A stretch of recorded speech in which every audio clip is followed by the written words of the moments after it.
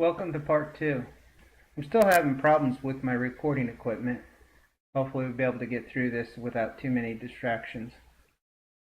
As you can see right now, I've got the code on the screen, and what I'll do is I'll move it slowly, so if you want to read the whole thing, you'll be able to capture it.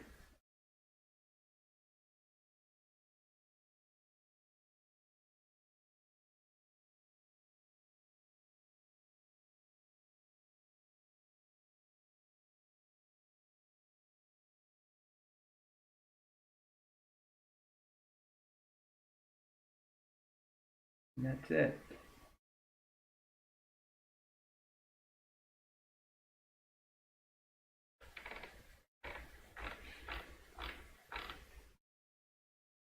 So I can just go ahead and turn this off.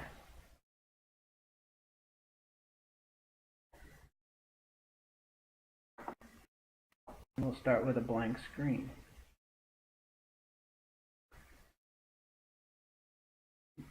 In order to use the assembler language, you start a new project. You click on Microchip Embedded, which will then give you standalone project. You do next. Then you need to pick the family, and this is the mid-range 8-bit MCU. And the chip I'm using right now is the PIC 16F1518.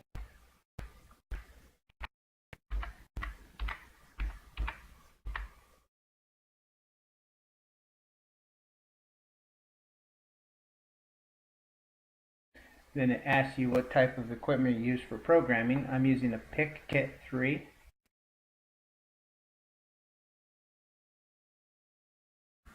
The next thing is MPASM.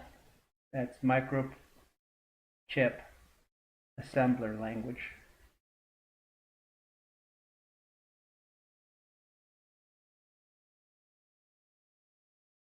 You need to make a project name.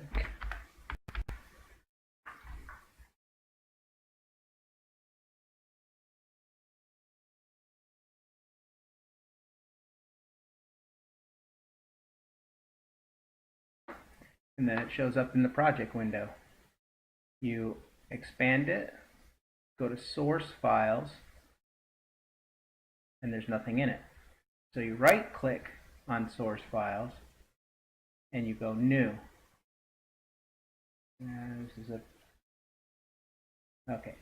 And then we want assembly file. This you'd give it a name like main or root. I'm just going to use main.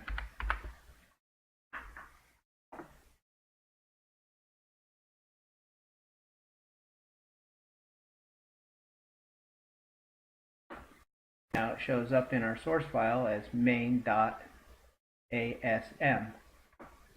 So now you can type and put everything like what I had in mind in there. You start a note with a semicolon. So this is a note. And it'd help if I put a semicolon. Here we go. And then the configuration. And do the configuration for the, it's really easy. Go to Window and my program. Windows, pick Memory Views, Configuration Bits. And this window will open up. There's only two settings that I changed, and that's the oscillator, which is right at the very beginning. So you click on that one, and then I did the internal one, INTOSC. And then the watchdog timer, turn that off. Once you've done all your selections, not that many, you click Generate Source Code to output. And then this area right here is all the information that you need. And I just do a Control A, Control C, click on my screen, Control V. So now all the information is right there. The lines must be kept in one complete row. I've already tested it out, trying to like put this down a little bit smaller. It will error, so it must stay on one line.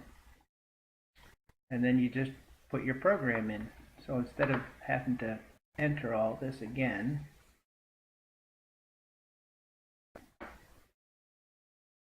go back to link.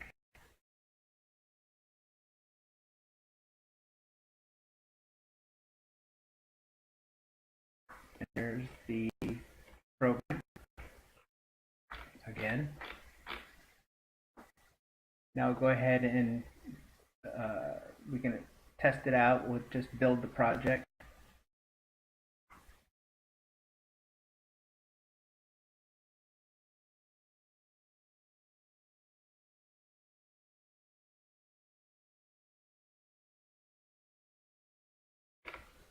And it said it failed. And it says right here, expected end. Oh, there's an end.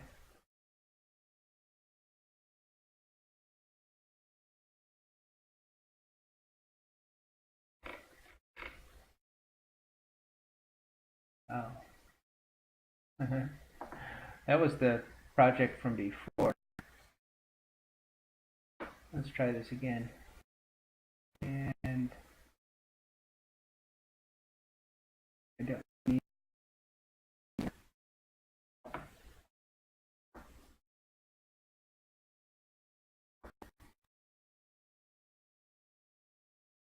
Okay. Fine.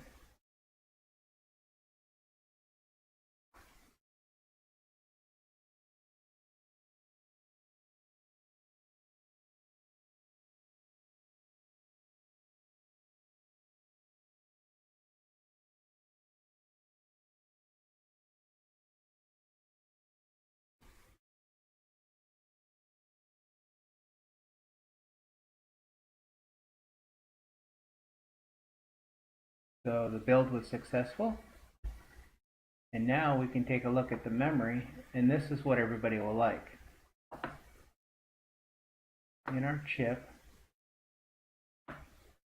we can look at the program memory, and we go down, and right here is the end, line 26. Because line 27 and 28 is the actual end.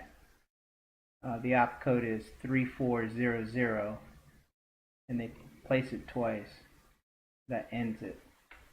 So you can see the go-to statement right there is on 26, and that's the end of it. So it's 27 bytes to make the program, or make the LED blink. Let's see if we can send this up to the chip.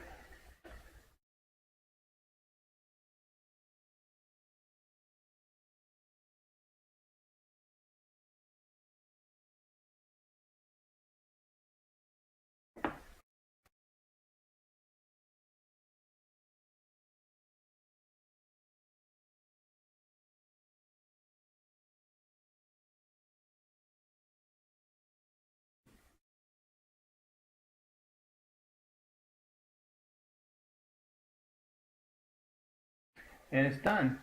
The blinking on the screen is not the same as what it's actually doing. There's so many delays, and the frame rate on all this is really bad.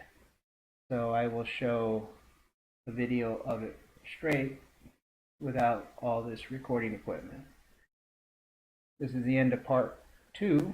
Hopefully I have a part 3 soon, where I want to change my whole root system and make it different. So thanks for watching. Enjoy the end.